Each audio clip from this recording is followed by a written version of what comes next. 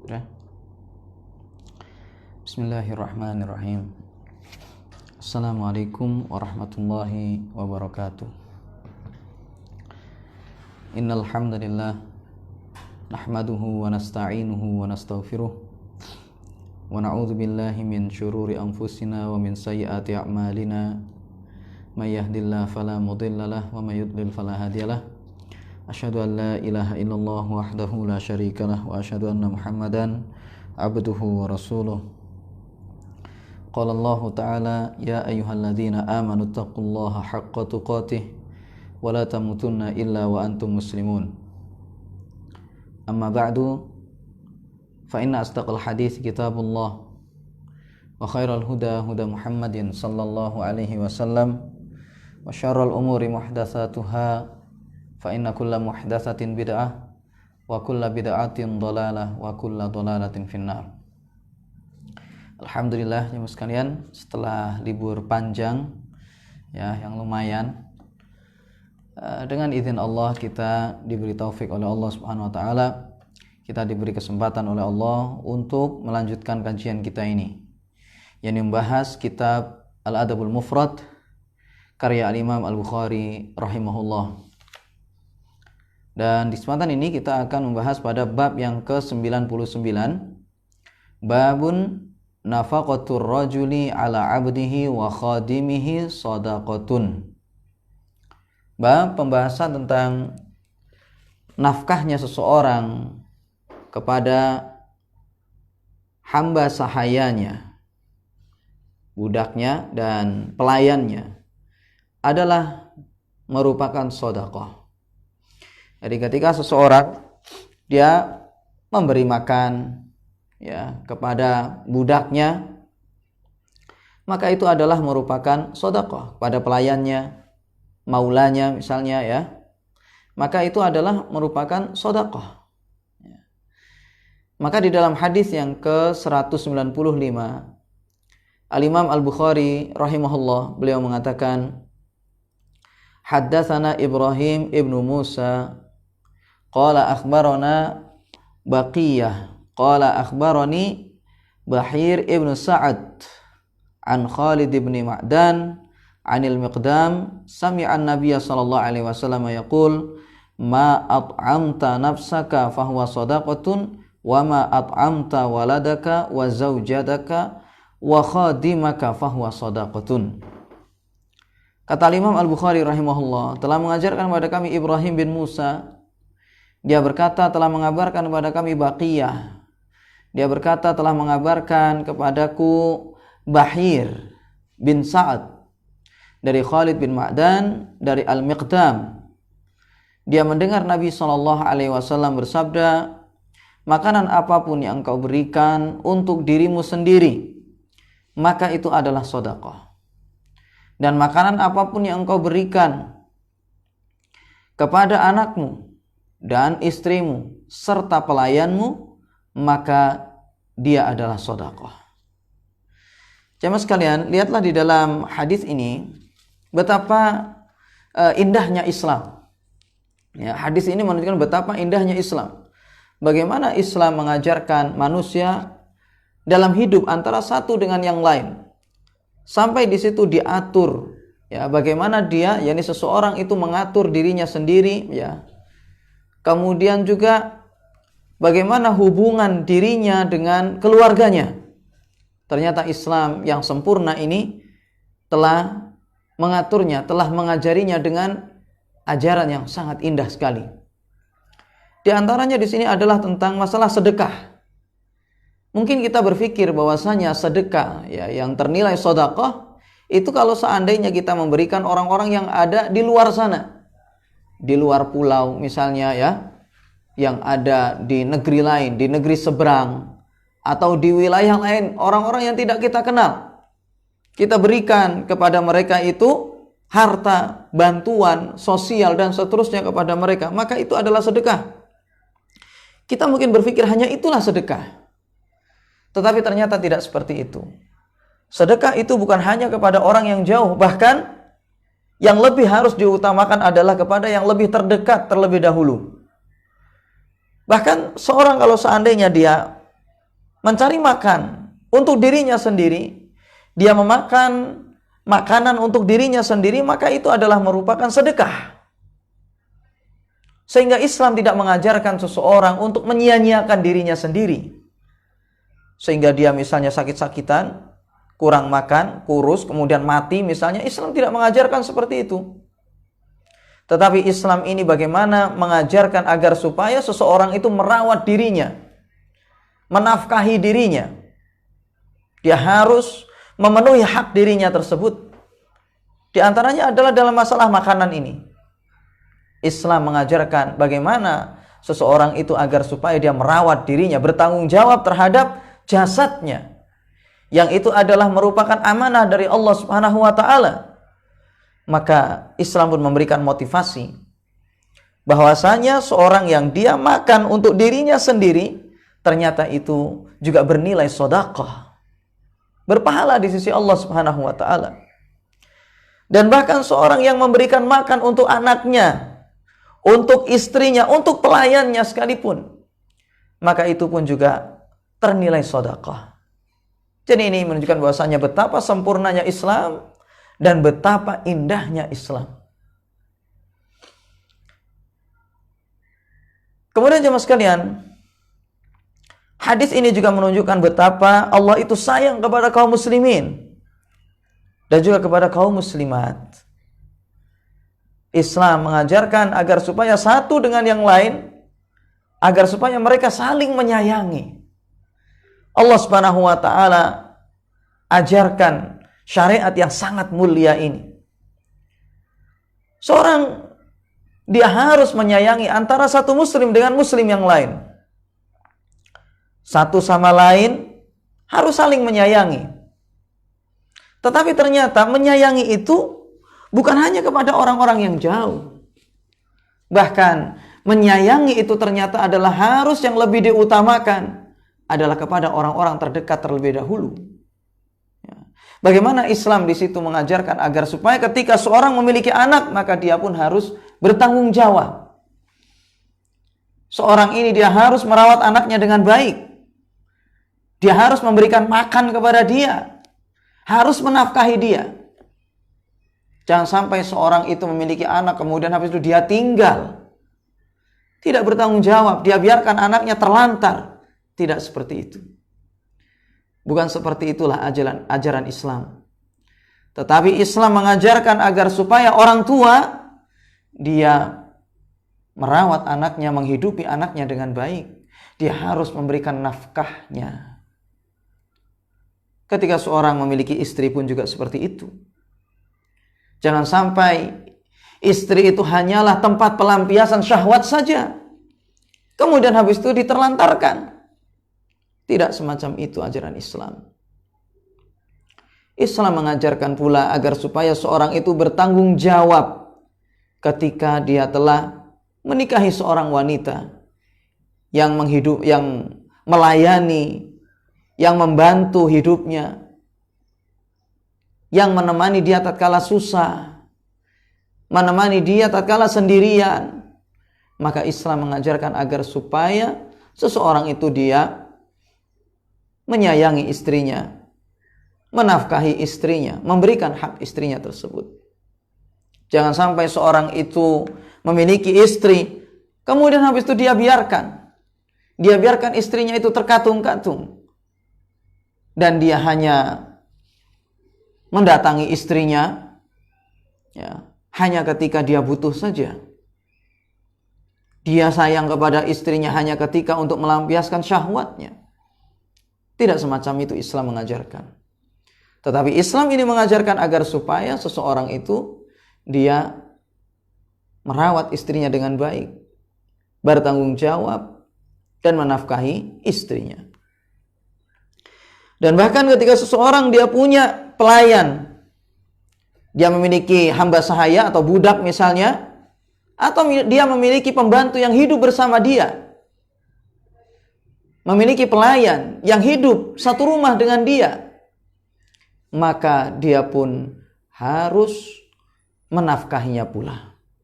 Harus seseorang itu menyayanginya. Dia pun harus bertanggung jawab. Sebagaimana dia sudah mempekerjakan pelayannya tersebut di rumahnya untuk melayani dia, ya, urusan-urusan rumahnya, menyelesaikan urusan-urusan yang ada di rumah, maka seseorang itu pun juga harus bertanggung jawab. Islam kemudian memberikan motivasi. Setelah Islam mengajarkan itu semuanya untuk bertanggung jawab dan menafkahi semua ini, maka Nabi kita SAW ya, memberikan motivasi. Ternyata ketika seseorang memberikan makan untuk anaknya, untuk istrinya, dan juga untuk pelayannya sekalipun, untuk budaknya, ya, maka itu juga ternilai sedekah. Jadi ini jamaah sekalian ya, merupakan betapa mulianya Islam.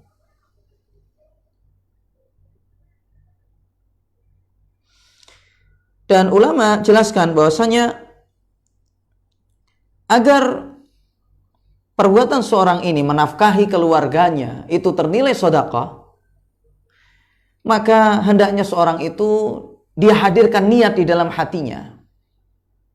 Ketika dia memberikan makan untuk keluarganya tersebut, menafkahi keluarganya itu, maka hendaknya dia niatkan ini untuk taqarrub kepada Allah Subhanahu wa taala.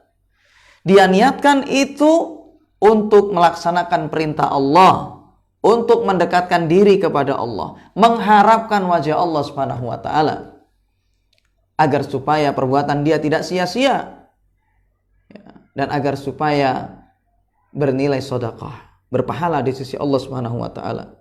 Ada suatu hadis, dan dalam hadis tersebut dikatakan la ajra illa an hisbatin.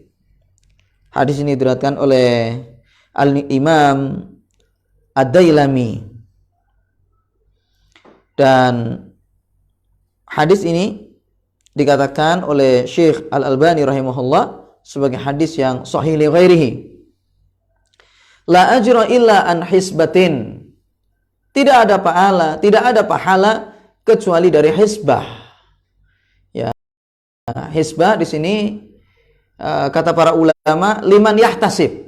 Tidak ada pahala kecuali bagi orang yang mengharapkan pahala dari Allah Subhanahu wa taala.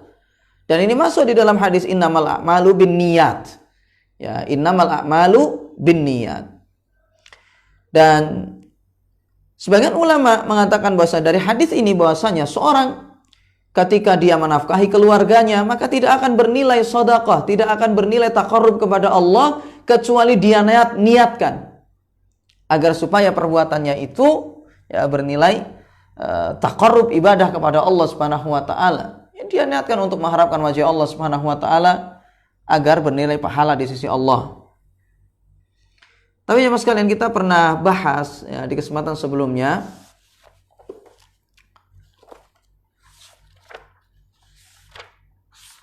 berkaitan dengan hal semacam ini. Dalam hadis yang ke-82, kita sebelum-sebelumnya telah jelaskan ya. Al-Imam Al-Bukhari rahimahullah menyampaikan suatu hadis, yaitu hadis dari Ma'di Karib, ya, Miqdam bin Ma'di Karib. Miqdam bin Ma'di Karib. Bahwasanya dia mendengar Rasulullah sallallahu alaihi wasallam bersabda, ma at'amta nafsaka fahuwa laka sadaqah wa ma at'amta waladaka fahuwa laka sadaqah wa ma at'amta zaujaka fahuwa laka sadaqah wa ma at'amta khadimaka fahuwa laka sadaqah. Yani Nabi SAW bersabda, makanan apapun yang kau berikan kepada dirimu, maka itu adalah bernilai sedekah, ya. Dan apapun yang engkau berikan kepada anakmu, maka itu adalah bernilai sedekah. Apa yang engkau berikan kepada istrimu, maka itu adalah sedekah. Dan apapun yang engkau berikan, ya, makanan apapun yang engkau berikan kepada pelayanmu, maka itu adalah sedekah. Lafadznya seperti itu, ya. Secara makna, maka sama saja dengan hadis yang kita baca tadi, ya. Dan juga sama-sama hadis itu adalah dari Miqdam, ya, yani Ma'di Karib, ya, Miqdam bin Ma'di Karib. Tetapi di situ dengan lafadz yang diulang-ulang, ya. Jadi kalau tadi itu langsung, ya, lafadznya itu, ya, yakni ma'at amta nafsaka fahuwa shadaqah wa ma'at amta waladaka wa zaujataka wa khadimaka fahuwa shadaqah, ya, dengan langsung seperti itu. Tapi dalam hadis yang ke-82 yang telah kita baca sebelumnya, yaitu adalah dengan lafaz diulang-ulang kata-kata ma'at amta, ya, ma'at amta nafsaka fahuwa laka shadaqah wa ma'at amta waladaka fahuwa shadaqah wa ma'at amta zaujaka fahuwa laka shadaqah wa ma'at amta khadimaka fahuwa laka shadaqah. Jamaah sekalian, kita telah jelaskan bahwasanya sebagian ulama mengatakan kalau seandainya seseorang itu dia melakukan perbuatan yang bermanfaat, meskipun tidak terbesit di dalam pikirannya untuk mengharapkan wajah Allah pada saat itu, yang penting dia tahu itu adalah maslahat, itu bermanfaat bagi orang lain, dia lakukan misalnya, maka sebagian ulama mengatakan itu pun juga seorang ini akan mendapatkan pahala juga, ya. Adapun dalil, yakni ulama yang mengatakan butuh niat, ya, seorang itu agar supaya perbuatan dia itu bernilai pahala, sedekah, ya, maka harus ada niat, yaitu adalah di dalam suatu hadis, yaitu Nabi kita sallallahu alaihi wasallam bersabda, wa innaka lan tunfiqa nafaqatan tabtaghi biha wajhallah illa ujirta 'alaiha hatta ma taj'ala fi imra'atik.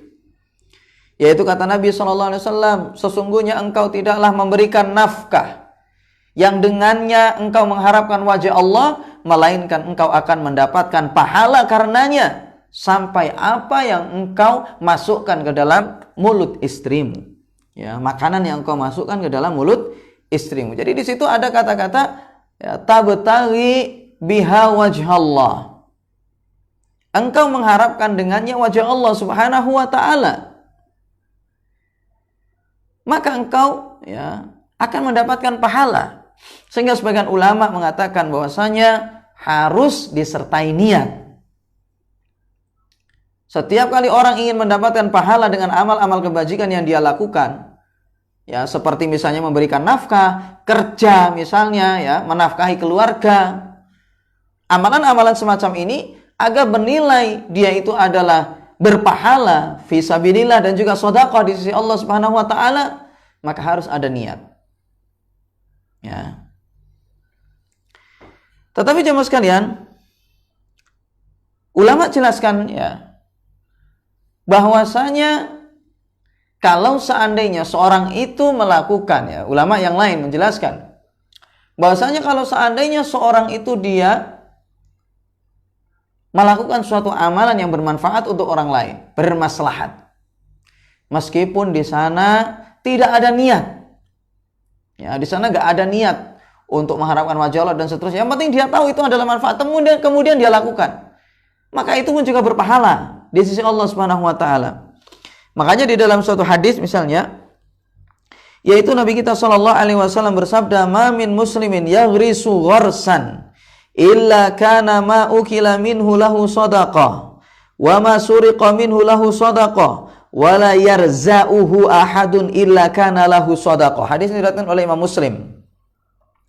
Kata Nabi sallallahu alaihi wasallam, tidak ada seorang muslim pun yang dia itu menanam suatu tanaman, melainkan apapun yang dimakan, ya, apapun yang dimakan, yakni dari burung, hewan, apapun itu, ya, misalnya memakan dari apa yang dia tanam tersebut, lahu shadaqah, melainkan itu adalah merupakan sedekah.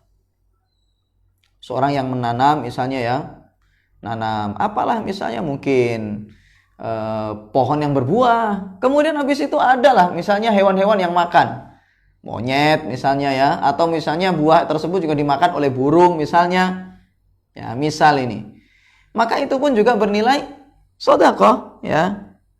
Dan bahkan dikatakan oleh Nabi sallallahu alaihi wasallam, wa ma suriqa minhu lahu sedekah, bahkan apapun yang dicuri dari dia, dari apa yang dia tanam tadi, misalnya dia nanam apalah misalnya, kemudian dicuri oleh orang atau dicuri oleh hewan, maka itu adalah sedekah.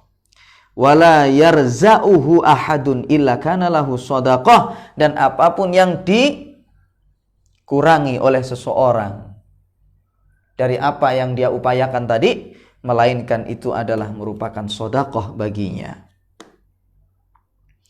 Dalam riwayat yang lain dikatakan fala yaghris al-muslim, ya, fala yaghrisul muslimu gharsan fayakulu minhu insanun wala dabatun wala tairun illa kana lahu sadaqah ila yaumil qiyamah. Dalam riwayat yang lain dikatakan, tidaklah seorang muslim dia itu menanam suatu tanaman, kemudian tanaman tersebut dimakan oleh orang atau binatang atau burung, melainkan dia adalah sedekah bagi dia sampai hari kiamat. Nanam buah apa saja ya, kemudian habis itu adalah mungkin makhluk lain, misalnya orang ngambil misalnya tanpa izin. Ya, nggak mungkin lah ada hewan izin dulu mau ngambil. Maka itu adalah bernilai sedekah.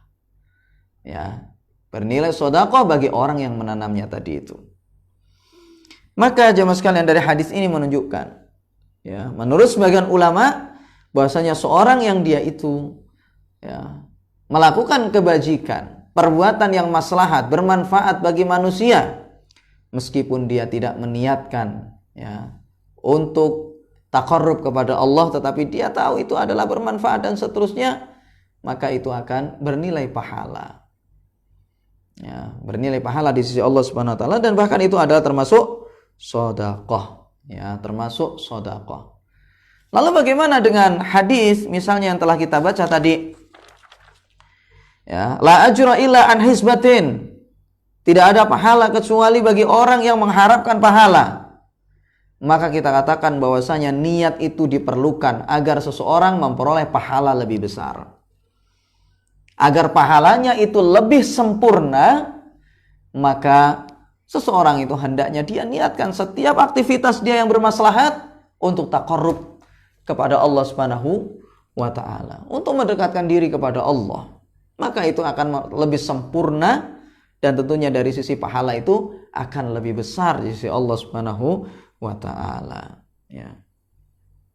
Tapi jemaah sekalian, kalau seandainya seorang melakukan kebajikan, bahkan, ya, misalnya di situ memperbaiki jalan, ya, menanam tanaman yang sekiranya supaya dimanfaatkan oleh manusia, supaya dimanfaatkan oleh hewan dan seterusnya. Melakukan apa saja yang bermanfaat. Ya, memberi makan orang-orang miskin, ya, dan seterusnya. Tetapi kalau seandainya tujuannya hanya untuk riya, mendapatkan pujian dari manusia, berbangga-bangga dengan perbuatannya, maka tentunya ini tidak akan berpahala sama sekali di sisi Allah Subhanahu wa taala. Karena dia memang pada saat itu melakukan itu semuanya bukan untuk Allah, tetapi dia lakukan itu hanya semata-mata, ya, untuk makhluk, untuk selain Allah Subhanahu wa taala, mengharapkan pujian dari orang, sanjungan dari orang. Dia berbangga-bangga di hadapan orang lain agar dinilai sebagai orang yang terhormat dan seterusnya. Maka tentunya itu tidak akan berpahala di sisi Allah Subhanahu wa taala. Innamal a'malu binniyat. Karena orang itu hanyalah beramal, ya, hanyalah amalan manusia yang bergantung dengan niatnya. Ya. Wa kullu mri'in ma nawa, ya. Dan orang itu akan memperoleh sesuai dengan apa yang dia niatkan. Ya, wa innamal likulli mri'in ma nawa. Ya, wa innamal likulli mri'in ma nawa. Dan orang itu hanyalah memperoleh apa yang dia niatkan. Kalau dia niatkan untuk pahala, tentunya dia dapat. Kalau dia niatkan untuk memperoleh sanjungan dari manusia, dia dapat, tapi tidak akan mendapatkan pahala dari Allah Subhanahu wa taala.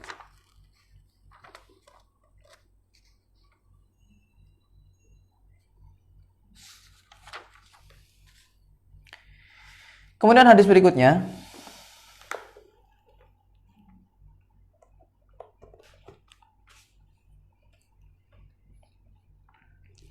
hadis berikutnya yaitu adalah hadis yang ke-196.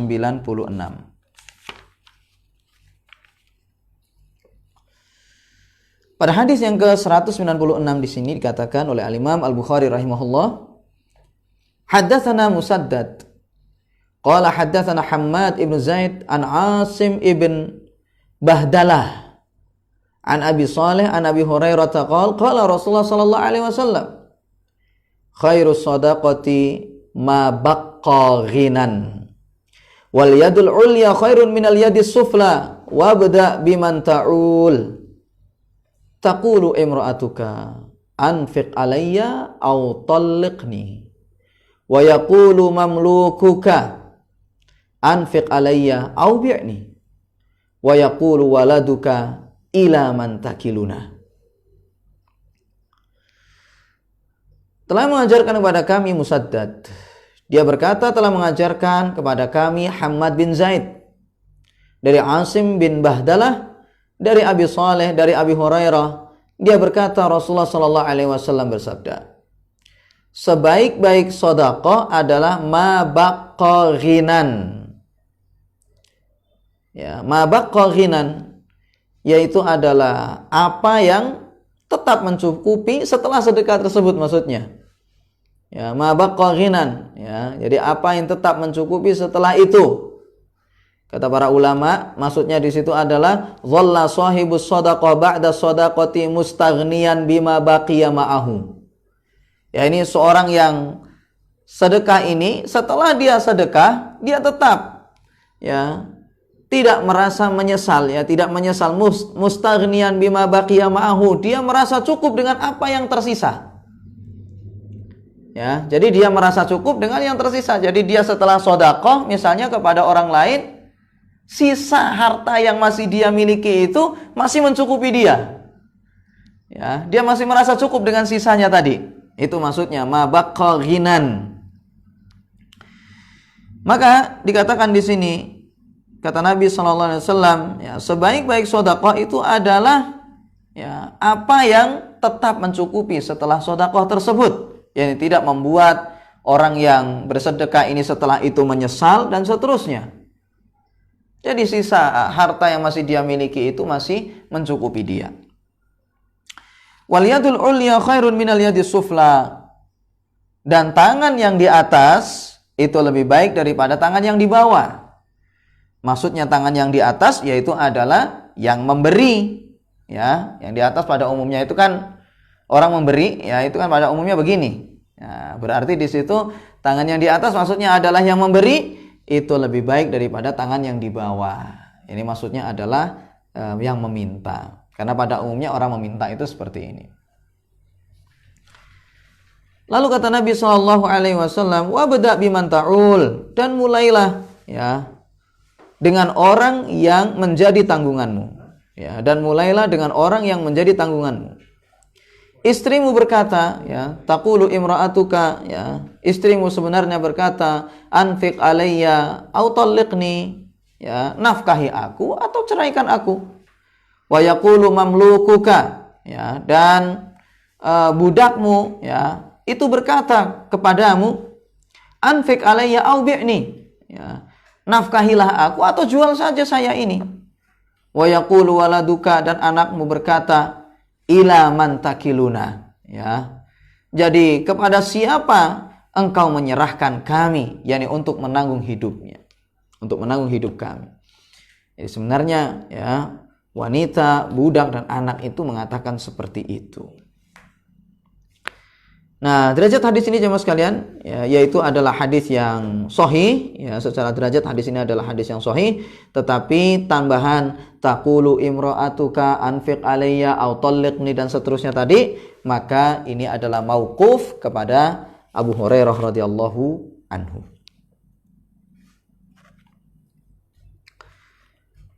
Dalam hadis ini, ya, di antara faedah yang bisa diambil dari hadis ini jemaah sekalian, yaitu adalah wajibnya menafkahi istri, anak, dan budak. Ya, orang kalau seandainya dia itu memiliki istri, memiliki anak, dan memiliki budak, maka wajib bagi dia untuk menafkahi mereka semuanya.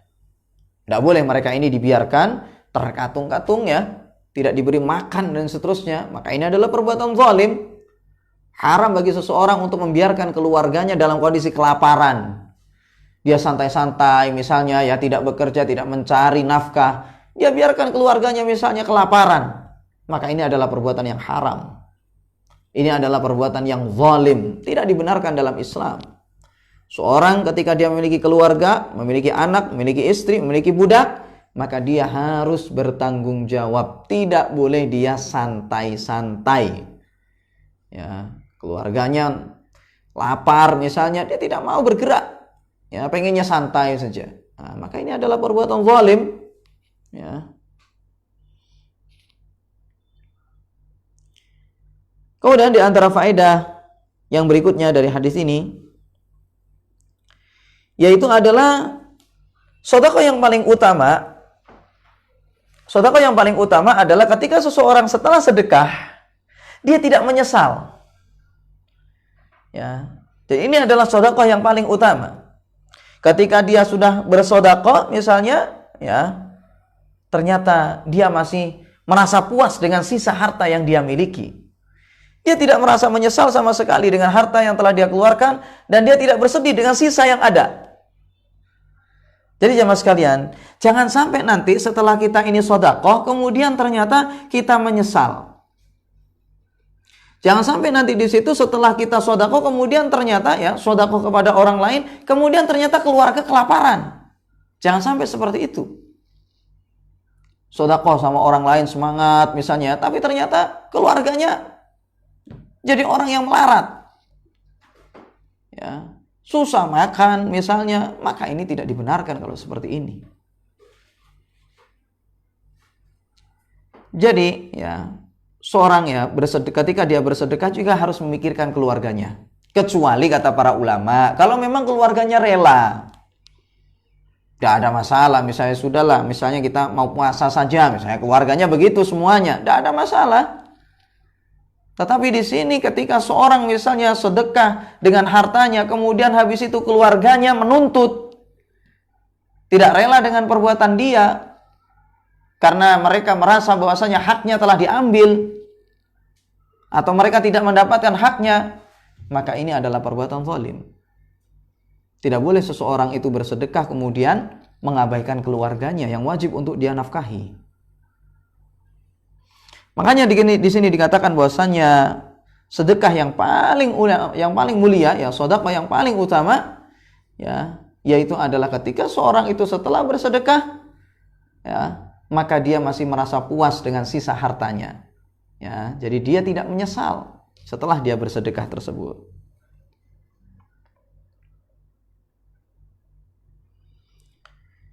Kemudian faedah berikutnya, yaitu adalah dalam hadis ini menunjukkan terdapat keutamaan. Ya, terdapat keutamaan bagi seorang yang dia berkecukupan, lagi soleh, serta dia menunaikan hak orang fakir. Ya, jadi ini adalah merupakan keutamaan bagi orang yang kaya, kemudian habis itu dia juga soleh, dan juga dia memberikan haknya orang fakir, memperoleh dari bagian hartanya. Jadi jemaah sekalian, ya, tidak benar kalau misalnya dikatakan bahwasanya kaya itu selalu tercela. Ya, tidak bisa seperti itu. Karena ada kalanya seorang dengan kekayaannya itu bisa bermanfaat, bisa melakukan ibadah banyak dengan kecukupan dia itu. Ya, misalnya dengan harta yang banyak yang dia peroleh, misalnya dia bisa beribadah lebih nyaman, bisa menuntut ilmu lebih maksimal, bisa membantu orang lain, dan bahkan bisa membantu orang-orang yang membutuhkan. Ya, bisa membantu misalnya media dakwah dan seterusnya. Ya, jadi kaya itu tidak mesti seorang itu dikatakan tercela, cinta harta, ya, diperbudak dunia, nggak mesti seperti itu. Kalau memang ternyata orang yang kaya itu adalah orang yang soleh, dia bisa menempatkan hartanya pada tempatnya yang layak, yang bagus, ya, yang diridhai oleh Allah, maka itu terpuji. Dia memberikan hak orang miskin, maka itu terpuji, bermanfaat bagi orang lain. Ya. Dan di dalam hadis ini juga, jemaah sekalian, disebutkan oleh para ulama dibencinya minta-minta. Dan bahkan para ulama mengatakan minta-minta itu, ya, tidak dibenarkan kecuali bagi orang yang memang sangat butuh atau darurat. Ya. Yani ketika seorang itu sangat darurat, baru dia itu dibolehkan untuk meminta-minta. Tapi kalau seandainya seorang masih mampu bekerja, dia bisa berusaha sendiri, ya, kemudian malas, dia milih minta-minta saja, maka ini adalah tercela. Makanya lihatlah di dalam hadis-hadis yang berkaitan dengan hal tersebut. Kata Nabi SAW dalam hadis yang diriwayatkan oleh Imam Bukhari misalnya, innallaha kariha lakum salasan qila wa qal wa idha'atul mal wa kathratus su'al. Kata Nabi SAW, sesungguhnya Allah itu benci terhadap kalian itu 3 hal. Qila wa qal, kabar burung. Ya, katanya dan katanya enggak jelas. Kemudian wa idha'atul mal, ya, menyia-nyiakan harta, wa kasratus su'al, dan banyak meminta. Sebagian ulama mengatakan bahwasanya maksudnya meminta di sini adalah bertanya, ya. Jadi bertanya itu meminta jawaban, soal itu meminta jawaban, ada kalanya di situ adalah soal itu meminta harta. Ya. Kemudian ya, dalam suatu hadis juga yang diriwayatkan oleh Imam Bukhari dan Muslim, ma yazalur rajulu yas'alun nasa hatta ya'tiya yaumal qiyamati laisa fi wajhihi muz'atu lahmin. Kata Nabi SAW, orang itu ada yang terus-menerus dia itu minta kepada orang. Jadi minta-minta terus. Sampai dia datang pada hari kiamat dalam kondisi di mukanya nggak ada satu potong daging pun. Nggak ada sekerat daging pun di mukanya itu. Ya, jadi sebagaimana ketika di dunia dia muka tembok, ya, tidak menjaga kehormatannya, dia tidak menjaga mukanya dari aib, ya.